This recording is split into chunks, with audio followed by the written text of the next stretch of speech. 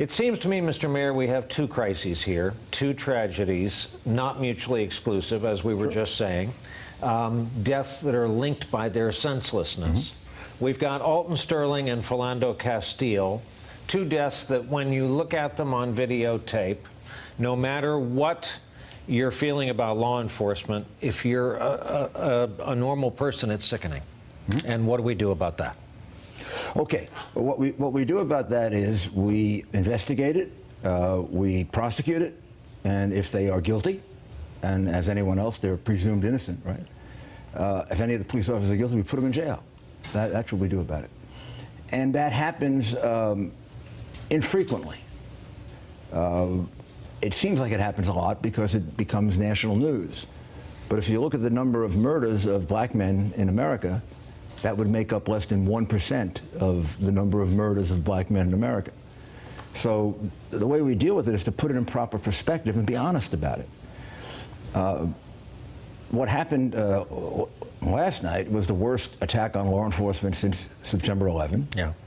The people of Dallas should not feel guilty about it. It could have happened anyplace else in America. Police officers in this country feel they have a target on their back. And they felt that way for over a year now. Police officers Ramos and Liu, who were assassinated on purpose. In New York City, yeah. Yeah, and this man made his motives clear. He was killing them. I'm just reading from the police commissioner. He wanted to kill officers, and he expressed killing white people. He expressed killing white officers. He expressed anger for Black Lives Matter. None of that makes sense, said Chief Brown. Now, the reality is we've got to talk honestly to each other. No police officer should act brutally. No police officer should act in a way in which he disrespects anyone's rights, and any police officer who's done that should be punished severely. I personally have prosecuted 70 police officers and put them in prison when I was U.S. Attorney, and was instrumental in police officers being prosecuted by Loretta Lynch, by the way, when I was mayor. On the other hand, I also recognize that 75% of, or 70 to 75% of the murder victims in New York City are black. The police have to be present in the black community, not necessarily because they want to be, not necessarily because you'd like them to have them there, but because that's where the murders are taking place. From the time I became mayor and the time I left, murder went down from 1,900 to 500, and then Mayor Bloomberg brought it down to 300. It's now going up again. In that period of time, we saved, thousands and thousands of mostly black lives by putting white police officers in areas where they were at risk. Now, the New York City Police Department is a non-majority white police department. That is by design, starting with Mayor Koch, Mayor Dinkins, me, and Mayor Bloomberg. We accomplished making it a multi-racial, multi-ethnic police department. It is not a majority white police department. At the same token, not every police officer is a perfect person. Some are evil, some are bad. Most are good. And the vast majority are good. And I think we have to be honest with each other. And when you talk about Black Lives Matter, well, the black young boy who's killed by another black young boy is just as dead as the black young boy killed by the police officer, except what I just mentioned happens 9, 10, 12, 50 times more than the other. And I think the reason that there's a target on police officers' backs is because of groups like Black Lives Matter that make it seem like all police are against blacks. They're not. They're the ones saving black lives. Black Lives Matter is not saving any black lives. It's the police officers that are doing it. The way the governor of Minnesota yesterday seemed to be saying Black Lives Matter in his own way was something he said that a lot of people, struck a lot of people as honest. He said, I don't think had this motorist been white, we'd be talking about this. You have an assassinated driver of a car pulled over for a taillight in the state of Minnesota. The woman recording it for Facebook Live in the front seat, handcuffed despite 4 rounds in the chest of the guy, and no first aid squad. Yeah, that's heck of an assumption, though, and not appropriate by the governor.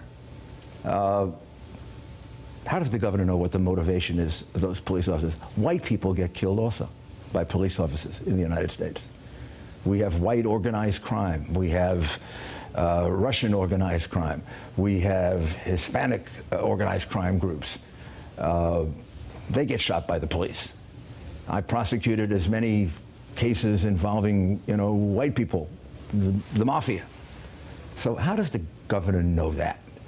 A confrontation with the police is an inherently dangerous situation, whether you're white or black. If you resist, a police officer is immediately going to become concerned for his own life. And the reality is that doesn't matter if you're white or black. If the police officer says to me, put your hands up, and I try to run away, I try to lunge at him, I try to grab him, I don't care if it's white or black, that gun's going to come out. And we got to teach young people that. My father taught me that. When a police officer tells you something, do what he says. It doesn't matter if you're white or black.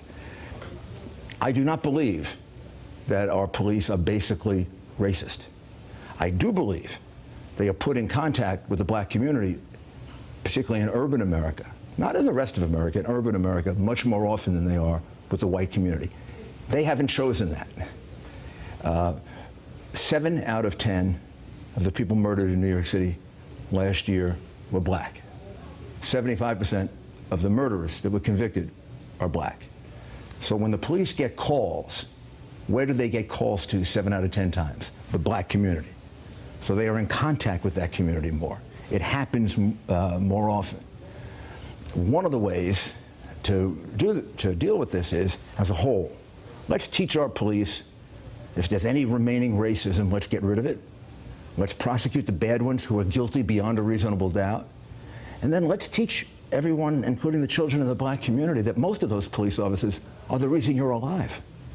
Because the real danger to you is that black kid who's going to shoot you on the street, because that happens many, many more times than police officers. Let's talk about it honestly. And let's also realize, yes, black lives matter, but so do blue lives, and so do Asian lives, and so do Hispanic lives, and so do all human beings' lives. That just divides us. That just, when you start that, you're just dividing us. And we've had, from on top, a lot of divisiveness and a lot of anti-police rhetoric. And I'm telling you, I know police officers, as you know, really, really well. I have some who work for me in my security company. They believe that there is a target on their back, and they've been telling me that for 1.5 years. We got a huge problem, though, in this country. I heard a former assistant FBI director say yesterday, we got a problem with police training. Yes, obviously. A problem with double standards, making traffic stops, but also a problem with hiring. And he theorized not everybody should be a police officer who wants to be a police officer. And maybe we should look anew at the people we accept into these jobs. I can only speak for the New York City Police Department. The hiring process is rigorous. The police department is a non-majority white police department. They are trained in courtesy, professionalism, and respect. And did we occasionally have a police officer who acted improperly? Yes. Did we occasionally have police officers falsely accused? Yes. 4 police officers, all of whom were acquitted by a jury including 4 African Americans on the jury. There were 4 months of demonstrations. I never allowed riots. 4 months of demonstrations to have those police officers convicted. They were tried by a jury with 4 blacks on the jury, and they were found not guilty. So it goes all different ways. The best thing for a governor to say, the best thing for a mayor to say is, I don't know the facts. Let's use our criminal justice system to develop the facts, not to pronounce that it was a racial killing. That isn't for him to decide. He can't look in that police officer's mind and know if it's a racial killing. We had a terrible incident in this city in which a police officer plunged something up the backside of Mr. Mulwima. That police officer's girlfriend was African American. It wasn't racial. You know what it was? He was an extraordinarily sick man, and you're right, we never should have hired him. I will tell you, just to get myself off the hook, he got hired before I was the mayor. In any event, I could have hired him. But what did we do? My police commissioner, Howard Safer, worked with Loretta Lynch. That police officer is now in jail for 25 years. If it's up to me, he'd be in jail for life because he committed a crime. Then I had other police officers who were falsely accused. And my standard always was, maybe because I was a prosecutor, let us calm down, no demonstrations, no that get out of control. Let's let the criminal justice system sort this out. In the one case, the police officers went to jail. In the other case, the police officers were correctly acquitted. In both cases, the racial agitators tried to create horrible problems as to both, with no distinction between the one who was guilty and the one who was innocent. And God bless all the families involved in this. None of them deserve this. No, that's for on all of these situations. That's for sure. They're the ones ultimately who suffer. Hopefully, the others are in a better place.